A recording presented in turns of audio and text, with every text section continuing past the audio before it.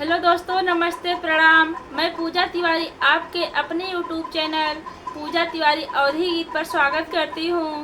दोस्तों, आज हम आप लोगों के लिए एक न्यू गीत लेकर आए हैं जो एक बाजिन अपनी माता से पुत्र की कामना से कैसे विनती कर रही है।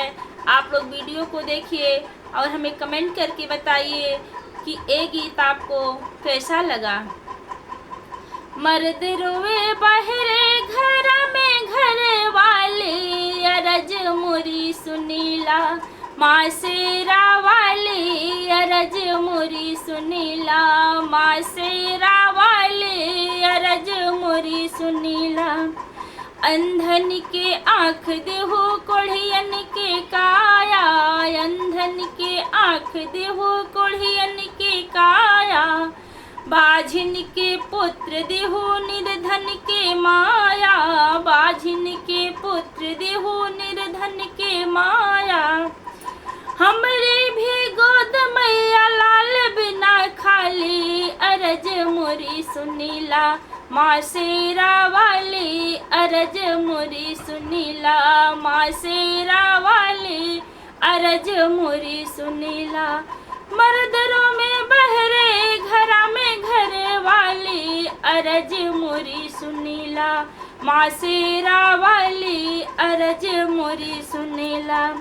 सासू जी तान मारे ससुरों में हनवा, सासू जी तान मारे ससुरों में हनवा। कैसे के सुनी मैया रात दिन तनवा, कैसे के सुनी मैया रात दिन तनवा।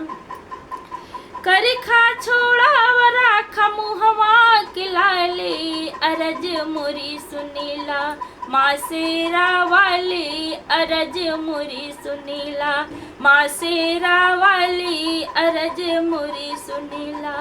मर्दरों में बहरे घरा में घरे वाली अरज मोरी सुनीला, माँ शेरा वाली अरज मोरी सुनीला। भैनी प्रसन्न मैया कैनी जतनवा, भैनी प्रसन्न मैया कैनी जतनवा। नवे मास दिही मैया सुंदर ललनवा, नवे मास दिही मैया सुंदर ललनवा।